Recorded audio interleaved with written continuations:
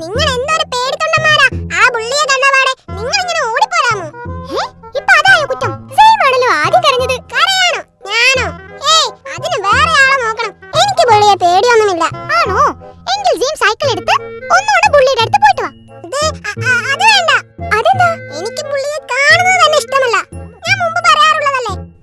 തന്നെ തന്നെ. ഞാൻ ബുള്ളിയുടെ രൂപത്തിൽ നിന്നതാണെന്ന് ഇവരുണ്ട് അറിയുന്നു.